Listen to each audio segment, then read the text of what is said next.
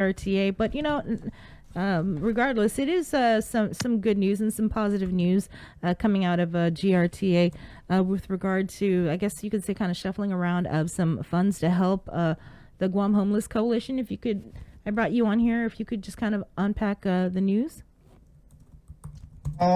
Sabrina, thanks for giving me this opportunity. Essentially, what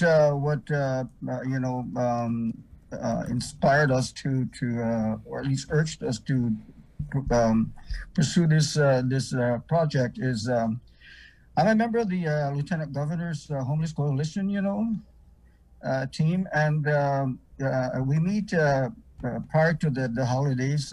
Weekly, we meet to discuss, some initiatives that we can do to help our homeless population of Guam.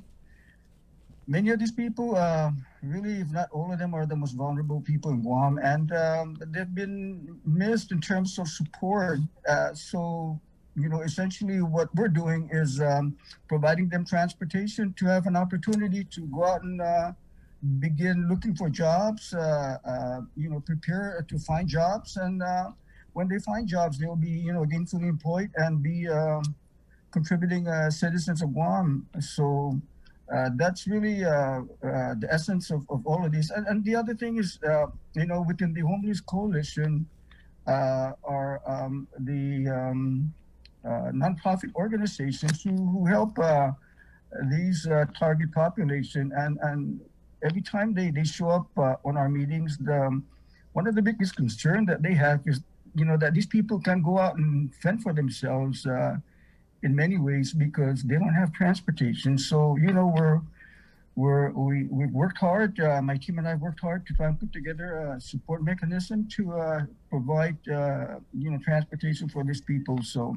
that's where we're at. And then the other thing is, well, my budget was cut $300,000. So as a result of that, we're really limited with funds. So I went to the Federal Transit Administration and asked, hey, the governor and lieutenant governor are, they're working and trying to put together a program to help our homeless folks in Guam.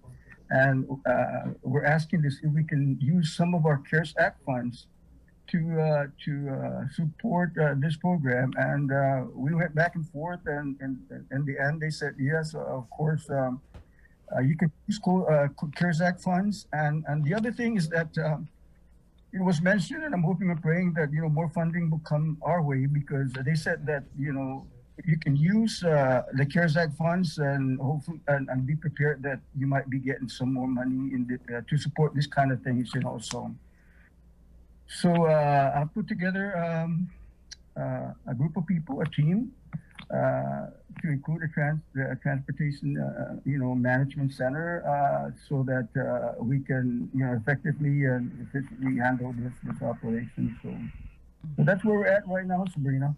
Mm-hmm. And so how much total though in CARES Act funding did you guys get? We got $2.7 million. 2.7. 2.7, and so is it 300,000?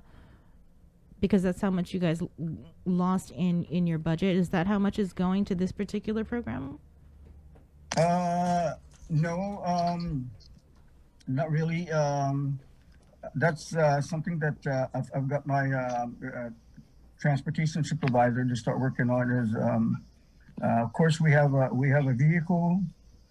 We have the transportation supervisor. We already have a driver. We have so we're looking at I would say around the vicinity of $150,000 in the end. But we're keeping track on the resources that we dedicate to this program, so that in the end, at least we have good data, to support us as we move on, with this kind of support. Mm-hmm. So how does this program actually work for the homeless population? So how do what they it is, so what it is that we're working with the Homeless Coalition, and they have identified the folks that are their clients, and we're working on the logistical part of this where we need to make sure that people under this program will have some sort of identification to show the bus driver as they board the bus that they are clients of the homeless coalition, and we'll take them to uh, they'll give us a call. The driver, I mean the clients or the nonprofit organization, and arrange for transportation. So what we'll do is we'll put together a manifest and give that to the driver, and the driver will proceed on out to where the folks are at and pick them up and take them to their destination. So that's So you said you had a driver and a vehicle. Are these a new driver and vehicle, or just in the existing fleet that you dedicated to this purpose? we have existing driver and vehicle right now, and we're going to use those resources, and then we have also a dispatcher at the moment. If there's the only person that we're going to hire is a scheduler. This scheduler will be responsible for taking the phone calls, making sure that the clients are identified, what time they need to get picked up, their destination, and then we'll, of course, then, like I said, have the driver bring a manifest with him and go out and pick these people up. Yeah, so we do have some existing resources that we're going to be using. We're not going to go out and totally start from scratch, Yeah. Do you have an idea from the Guam Homeless Coalition, like how many people we're talking about that are in need of transportation? Altogether, I was provided about 900 people, but on the other hand, of that 900, there are some existing riders already with the paratransit services with GRTA. So 900 is what they gave us, but some of those are already being serviced by the Guam Regional Transit Authority. And 900 homeless. 900 people that are clients of the Guam Homeless Coalition. That are in need of transportation to get to work. That's correct, ma'am. And perhaps maybe some of these 900 are families, so maybe in one household there might be 3 or 4 people, maybe just one, we'll work with these people as we get contacted to provide transportation. So it's just work, or because I'm reading here, for medical appointments, and also for other sorts of essential destinations. Is that also what this project will include? That's correct, ma'am. Okay. That's correct. Okay. Yeah. You So know, really, what we're trying to lead to here with the Lieutenant Governor's leadership is to really afford these people a means of transportation that they can rely on, and we'll do with what resources we have, but to try to get them off the ground, and hopefully one of these folks, or maybe several of them, will be able to find jobs, and go out and be a contributing citizens rather than to be totally reliant on social programs. And I think with in preparation to revitalize our economy, this is an avenue in that direction. Even if some of these people are without formal education or training, but they have to start somewhere, and that's where that's where transportation comes into play with this. when is this project going to start? I'm working with the Guam Homeless Coalition. We have to really plan out the logistics and then the coordination process and all of that on their side. And our target really is the 19th of January. But on the other hand, again, that's a tentative.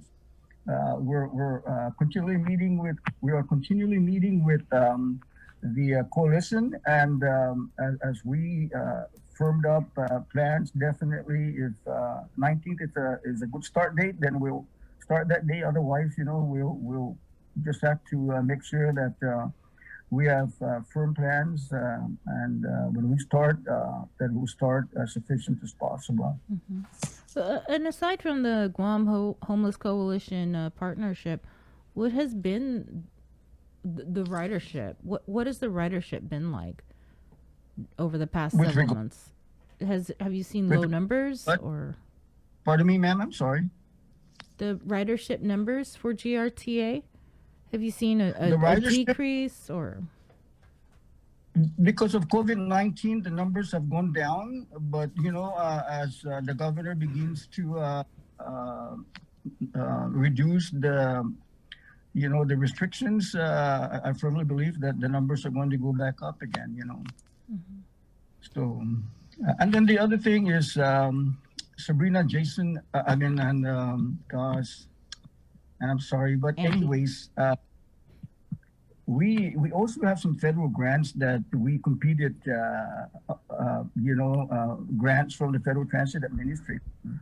And we have an AIM grant that will allow us to do feasibility study to start with University of Guam to start Uber type transportation system. We also was able to get $9.5 million from the Federal Transit Administration. These are competitive grants. We competed with other federal agencies in the United States. So apparently our grant applications were successful. But anyways, we got $9.5 million to purchase electric buses, cars, a transportation management system, and do a park and ride. So we have 2021 is going to be quite challenging with GRTA. I have a good team that I'm working with, and we're focused. We're also hoping to finalize the design of our facility. And by the second quarter of or third quarter of 2021, I'm hoping that we can do groundbreaking. We find a place, a permanent place where we can, our transit operations. So we're moving right along, and of course this project with the Guam Homeless Coalition is one of the things that we're working on within 2021. We do have Sel, with the inauguration yesterday, we saw the 36 legislature going in there. You have a champion in the legislature now that you've kind of had their ear for a little bit to kind of get things going? I have to admit that, man, the previous legislature group of senators were very helpful. I have to admit that. Even though my budget was slashed, I was able to get a piece of property to build our facility, and 15 senators supported me in that regard, and when we submitted our grant applications, I went to the former speaker. She wrote me a letter of support, and Senator Peter Terlahi. Senator Peter Terlahi has been really a driving force behind transit, because he's the oversight chair. So thanks for asking me that question. Yeah. So, But and it's I just hope and pray, really, honesty. I want to be honest with you on this. Transit is a vital element in growing an economy, and in addition to that, we reduce congestion, we better our environmental health. People don't have to buy expensive gasoline. They don't have to pay for car repairs, and we're doing what we can to hopefully one day Guam will have a decent transit system. Remember, this agency has been in existence for over 10 years, and we're doing what we can to make things better. And we know that, resources, funding, obviously that's an issue that many agencies are having to deal with. But, sometimes we forget that people that may not be homeless, but they don't have a car, they need to use the transit. So a lot of times, as you said, it's vital for the economy. It has so many benefits. And people just need to know that they have confidence in it, that, hey, if I've got to be at work every day at this time, I can know and guarantee that, I'm going to be able to catch the bus. So how's the consistency been of the transit? That's a very, very good question. We just activated our transit management system by RouteMatch. Uber RouteMatch is our vendor, our contractor on this. And we are monitoring our reliability rates for both paratransit and for fixed routes. And I have confidence in the fact that our buses are going to be there on time, because on the other hand, because we don't have a whole lot of buses, and we're working hard with GSA to buy buses, but the number of bus stops are limited, and also the frequency is I have to say an hour and a half, hour and 15 minutes. But as we get more buses, we're going to have more. On the other hand, if we determine that with University of Guam that the Uber type transit system is a transit system that we should consider in Guam, hey, why not give us a call through technology, and we'll send somebody out and pick you up and drop you off. And when you get picked up, you're not going to get picked up at a bus stop. You're going to get picked up to a place nearby your house or right in front of your doorsteps. So that's I mean, I went to a conference with the National Governors Association, and I listened in to many of these new trends that are ongoing back in the States. And one of the major movements is the Uber type transit system.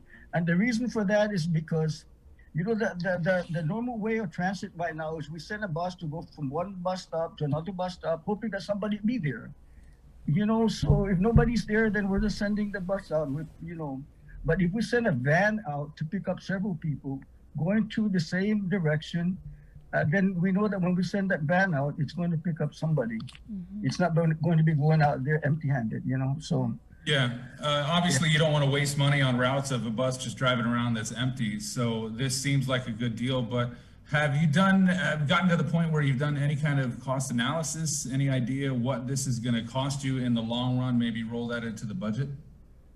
Yes, we're working on that, sir. And as a matter of fact, the Accelerated Innovative Mobility grant that we got, the AIM grant, all of those are going to be part of the feasibility study that we will be conducting with University of Guam. So definitely in the end, we'll come back and report to you guys, the findings.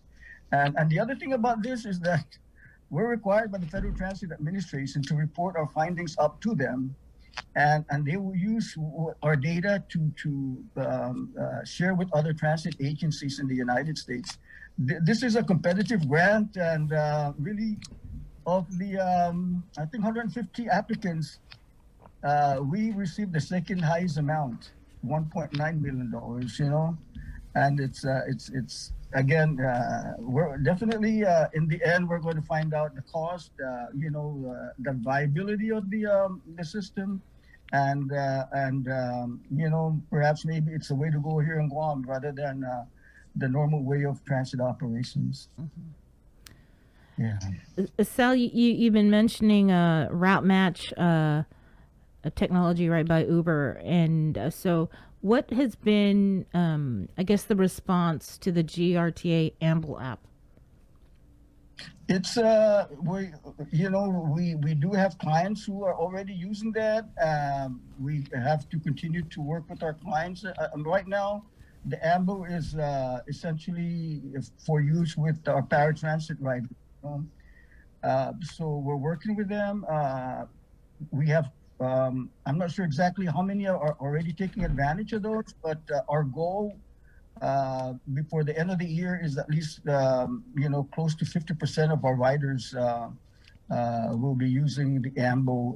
The big advantage of this is that in addition to making phone calls or submitting their travel requests by computer, they can download the app and schedule their rides. And one of the neat things about this Amble and the transit management system is that a paratransit rider can submit his or her ride request at least 14 days before, and then a day before, the technology will contact them and say, hey, tomorrow you're going to have a ride. If you plan to cancel, please cancel now. So then 30 minutes before the bus arrives to pick this rider up, the technology will contact them and say, get ready because the bus is on the way. And then the other thing is we are constantly monitoring the reliability. Our dispatchers know exactly where the vans and buses are going to. And we know exactly, whether our reliability right now with regards to paratransit is about 95, 96%.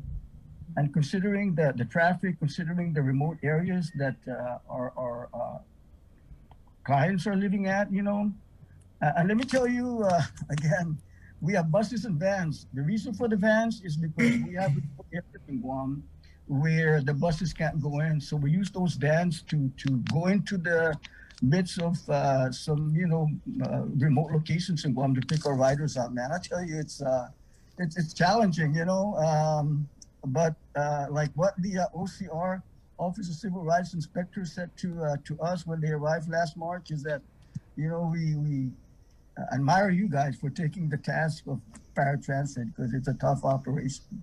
Mm-hmm. Yeah. So you're going to install a lift kit and big tires on one of the vans, or what? Pardon me? You're going to install some big tires and a lift kit on one of the vans? Hey man, I tell you, we can't do that, but we're doing our we're doing our best. And I tell you, I think one of the things we talked about, and you mentioned it, that confidence rating is because, from years and years ago that you hear the jokes, you hear the stories about just it's unreliable, you'll never get where you're going. So you're really trying to let the people know that, hey man, we've come a long way. Confidence is up. And as you said, 90, 95%, that's pretty good. And I think the people need to know that. Yeah. Thanks for asking me that question. Thank you for your comments because, we're doing our best. And we've only been on board, hey man, 2 years. Give us another 2 years. And I feel very confident that we're going to make things better. Yeah. Well, thank you, Sal, for coming on. Was there any other news you wanted to share about GRTA? No, I'm good for now. I really appreciate you guys giving me this opportunity to share what we're doing, with the GRTA. It's been challenging, but we're focused and we're going to do our best to continue to provide the best for Guam. Again, thanks, and we'll contact you all if there's any need to share some information. All right. Thank you. Okay. Happy New Year. Stay safe. You too. Thank you very much. I appreciate this. All right. Take care. All right. That was Sal Babauta. Lots of things going on with the GRTA. They've got this partnership with the Guam Homeless Coalition. They are, anticipating